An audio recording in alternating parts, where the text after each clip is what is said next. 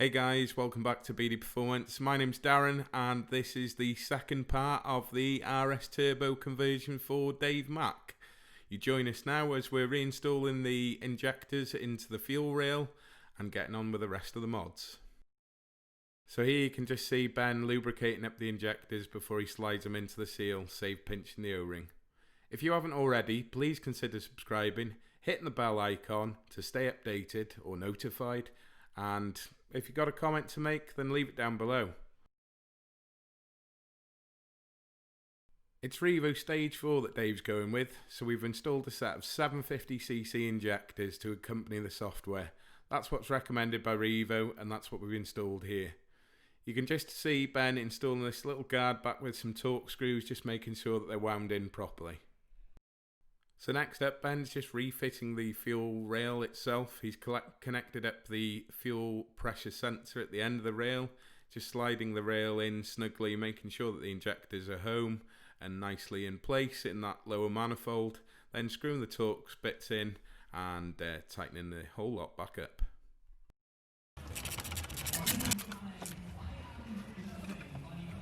At this point, we're not going to reconnect the electronics to the injectors themselves. You'll find out why later on. So now for reinstallation of the inlet manifold or plenum. This is an awkward one. It's a pain to get to. Quite a few screws in between the lower itself. Not a lot of advice we can give you on this one. It's not a nice job if you haven't done it before. Remember to connect that cold side boost pipe back to the throttle body or you'll have problems when you come to start the vehicle. Quick little image of the replacement cable to the now modified RS MAF sensor that's utilised with this installation. So basically we've turned this ST into an RS. That's why the ECU's been off and that's why it's been opened up.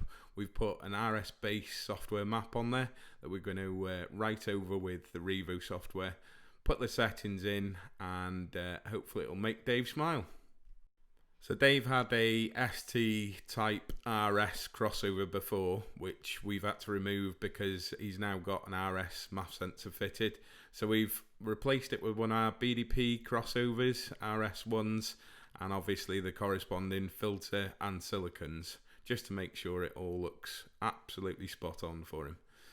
Ben's just refilling the gearbox oil here through the top of the vehicle whilst he can. So there's lots of different options in terms of doing this conversion. Many people use ST sensors and RS Turbo. That's generally the Autotech software or some of the Puma build stuff. Others like to use full RS conversion. With that, you've got to consider that you may need an ABS module as well. Just see Ben reconnecting that vac pipe there. So yeah, there's lots of options. Just make sure you're going down the right route, guys. You don't want to do this twice. It's an expensive job. So yeah, just do it once and do it right. Ben's just removing the strut brace again and putting the battery on the stabilizer just whilst he gets ready to install the Revo software. You always need to have your car stabilized when you're writing to the ECU itself. It just makes good sense, it's good practice, and it's professional. Whilst Ben's just getting ready to write the software, the Revo software, Stage 4 Plus, to this car.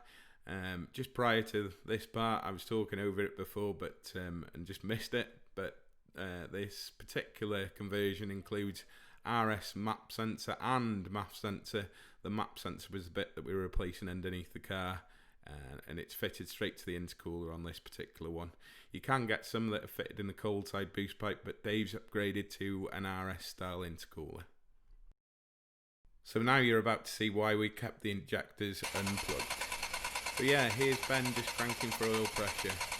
In this particular instance, Dave's got an external gauge. It makes it a lot easier because you've got really accurate oil pressure there. You can see it climbing as he cranks it over. We've got it connected to the stabilizer as well, so we're making sure that the battery doesn't drain when we do this.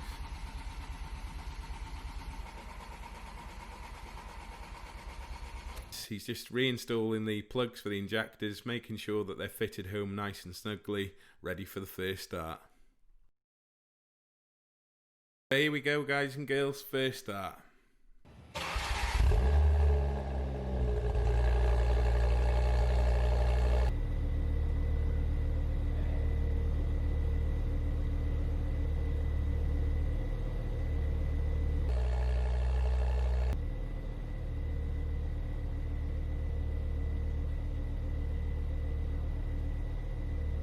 And just like that, it's over for this little video.